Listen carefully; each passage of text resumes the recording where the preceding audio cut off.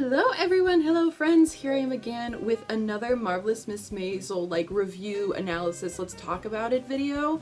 I'm going to talk about the last two episodes of the season, and if you think I'm fidgeting around a lot, it's because Angel is here with us today. But alright everyone, what do we think? What's going on? What's happening? I got a lot of thoughts, I got a lot of confusion. To be honest, this whole season kind of stressed me out.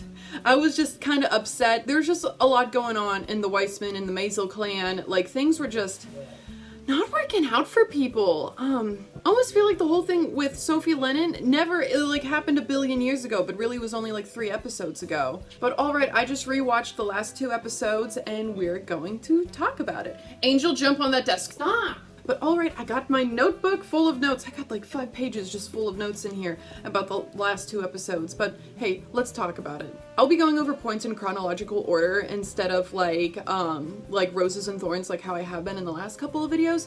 It's just there's a lot in these 2 episodes, and I'm trying to go by them quickly, but not too quickly, enough so we can get some thoughts. Alright, so in the beginning of, the second to last episode, they're, talking about this man that Midge is sleeping with, but then, it, goes to, this lucky dress. Was the lucky dress just set up to make Jackie Kennedy cry? I feel like that's never gonna come back at all, whatever she did for the luncheon that Jackie Kennedy was hosting. Oof, that was just hard to watch. I hated that. That verbally made me go, oh. Shit. When too many bad things happen to the characters at once, it really just makes me super anxious and just stressed, because this is the second to last episode or last episode, and we just got one thing happening after the other. The thing with Jackie Kennedy, being attacked in the parlor shop, just things kind of wrap up but don't wrap up, and it's just what? And then they just recently announced that there's only gonna be 1 more season.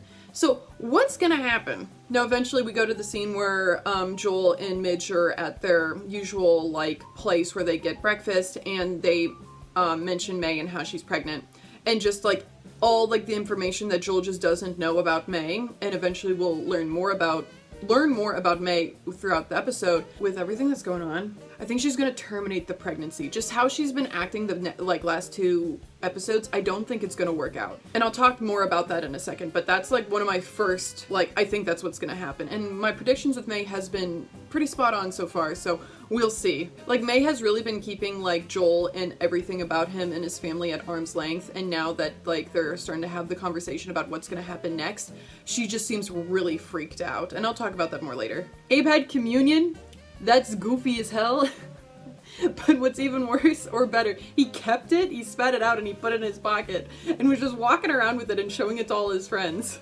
I personally think that Midge is being really entitled with this whole headliner stuff. She's really hard to like, and she's turning down things, she's messing up things with Sophie, and just things are going right for her and she can build herself up, but she's just not taking it because she's a headliner and she wants to say whatever she wants. And I think the club is a really great place for her, but it's just not taking her anywhere because bookers can't see her there because it's an illegal strip club. Mitch has been super hypocritical with Frank and Nick because what is it? She'll go ahead and be like, oh, can you do this favor for me about checking on my ex-husband's shady girlfriend May, and then they go and do that, but then the moment that they are hey, you should be taking these gigs, she's just what are these boys doing here telling me what to do? They must be in the mafia. And then you can't have your cake and eat it too. You can't just be going around using them and then just be why are they even here, Susie? And then I'm I don't know,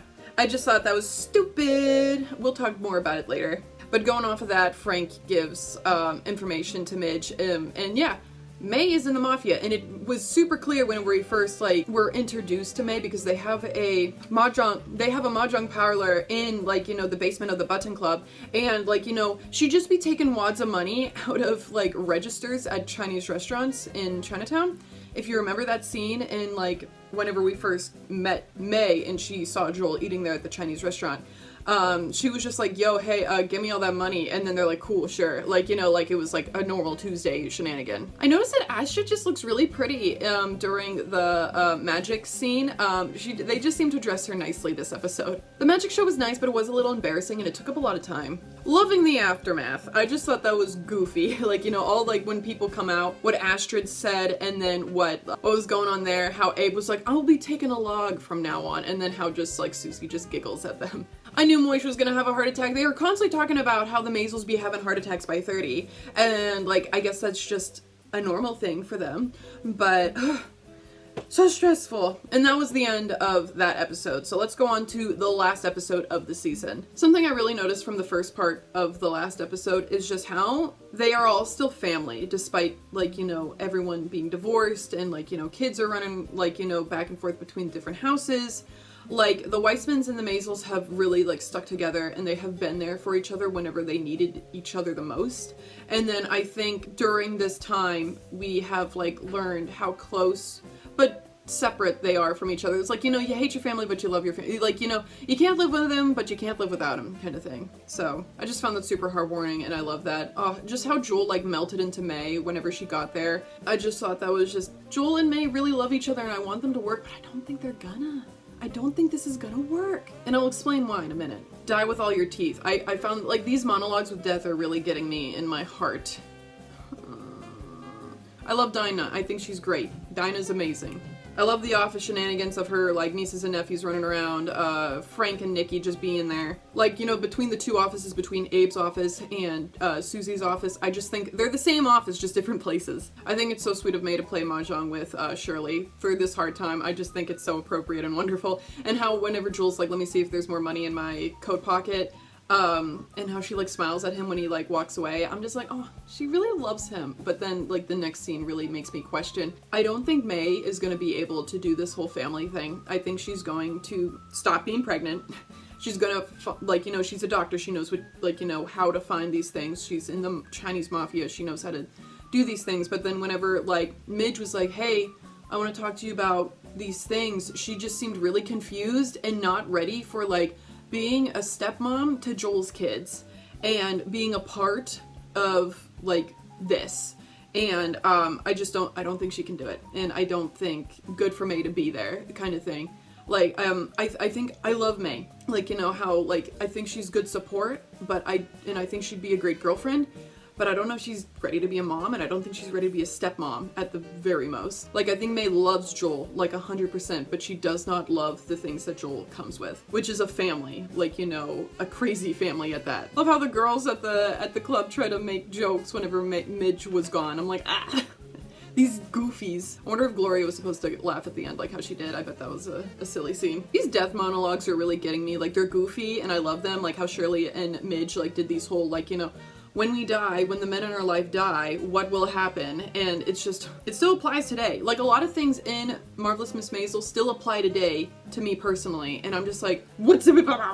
So much anxiety in these episodes. Lenny makes my heart sink. Oh my goodness, just the way Mr. Kirby be playing Lenny, it's just like, he was meant for this role. He is so good with this. I know he's, like, obviously nothing like this in real life. He's playing a role, but he was meant to play Lenny Bruce. Not only does he look like Lenny Bruce, but he can act like Lenny Bruce, and just how he, like, apologizes and looks at Midge, and he's just in love with her. Like, you know, he loves Midge. He just thinks she's more important than God. Like, but, ugh.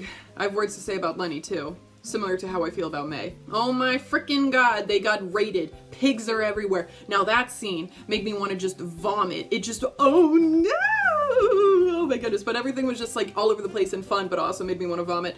I love Boise. Boise went down with that Titanic, and he gave Midge a little slap on the hip on the way out, and I just thought that was like, you know, Boise, I love you. You're the best. Figure it out. Hopefully Midge did bust Boise out whenever she went with Lenny that night, so hope so. Get those slow runners. Boise was the one. Lenny's and Midge's dialogue running away from the raid is, like, comedy gold. I just think that is the funniest stuff. Like, you know, what if there's a hell? Take this newspaper. Oh my god, my hair. Please carry me. What am I, Santa Claus? And I'm like, I knew they were gonna smash.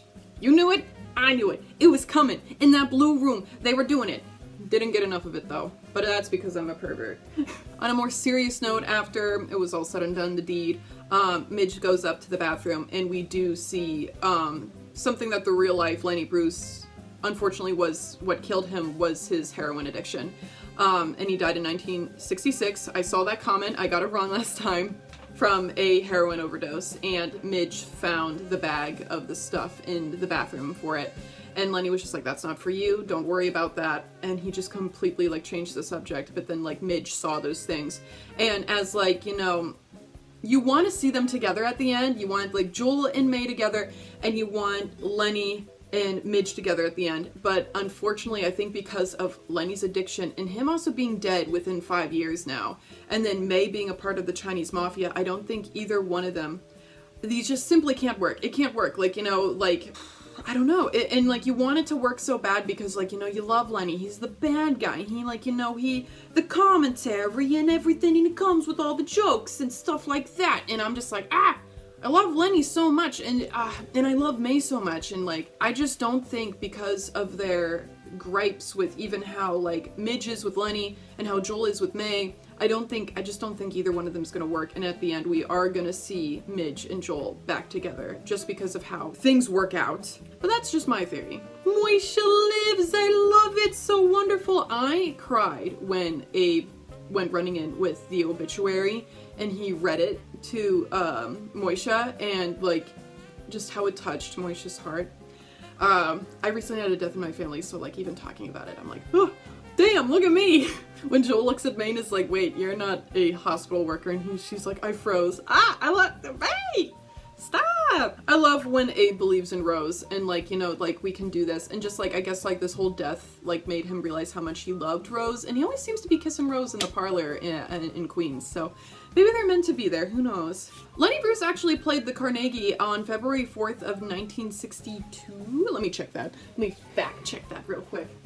Lenny Bruce actually played at Carnegie Hall during a snowstorm at the midnight showing on February 4th, 1961. And he was scared that no one was going to show up because he came all the way from Miami to come to this show. It was like, you know, 3 feet of snow. And he was just like, who's gonna come in a snowstorm to see me? And he ended up selling out the entire venue of Carnegie Hall.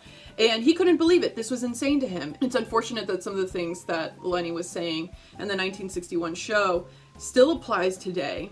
And that really does show that nothing has changed since 1961 to 2022. But that's for a different video. Lenny Bruce actually died 5 years almost to the day after playing the Carnegie Hall of a drug overdose, which I just think is super eerie and crazy and kind of the way to go for Lenny Bruce, I suppose. Super sad, but also like, you know, tale as old as time.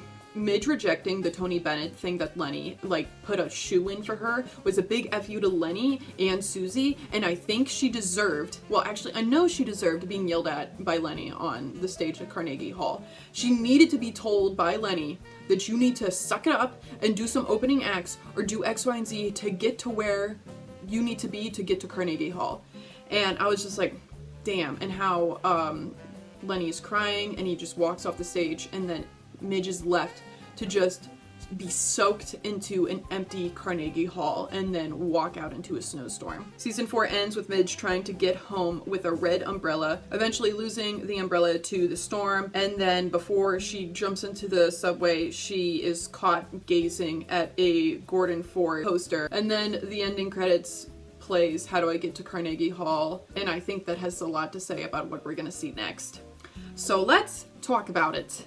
I found the red umbrella very unique in like Chinese mythology. The umbrella symbolizes joy and good luck away from evil spirits, but then she loses the umbrella. And also in some cultures, the red umbrella, or some organizations use the red umbrella to symbolize sex work, which I don't know if that has anything to do with what's going on right now, but then how she loses the umbrella in the walk, I'm really like, wonder what's gonna happen next. There was a few female comedians that landed a talk show host gig, like the Gordon Ford show, in the 1960s. So I'm thinking that maybe she's going to do that sometime soon. It's just some tough stuff. What's gonna happen next? I don't exactly like how this season went. Some of these decisions that, like, you know, Mitch has been making Joel had been making, like, you know, people around them, like Susie and Lenny, like, you know, their parents, just have been telling them to go a certain way, and they're just going the opposite direction. It's tough. It's a tough situation about what's happening right now, and I just don't know what's gonna happen next. I don't think she's gonna end up with Lenny, and I don't think Joel's gonna end up with May. I think a lot of, like, stuff is just gonna go down. I don't know if Joel's gonna keep the button club. I don't know what's gonna happen next. And it's stressing me out, and I have to wait a whole year until I get my resolution. And then they're ending it with the 5th season. So then I'm like, I don't even get like a 6th or something. And they only had 8 episodes this season. What the hell? I understand that it was filmed during the pandemic, and that changes a lot of things. That makes the writer room a little more wonky and fuzzy, especially if it didn't start in the pandemic. So this might just be the weird season, and then maybe season 5 will be just fine, how we're used to it. I feel like a lot of people have like been iffy about this season, and I'm iffy about this season. Sometimes it feels like how I remember Marvelous Miss Maisel, and sometimes it isn't. I don't know what to do. I don't know what to say. But here I am saying it. But alright everyone, please let me know how you felt about this season and some of the things that you didn't like or loved about this season. I've really loved some of like the engagement in the last ones that I've had, but alright everyone, please let me know in the comments. I want to read them. I want to know what you like to say about it. I have no one in real life to talk about this other than my mom. And so, you know, and you can only talk to your mom so much. But alright everyone, like this video if you did. If you didn't, subscribe to me, you'll get more of me. Alright everyone, have a good day. Bye-bye. Mwah.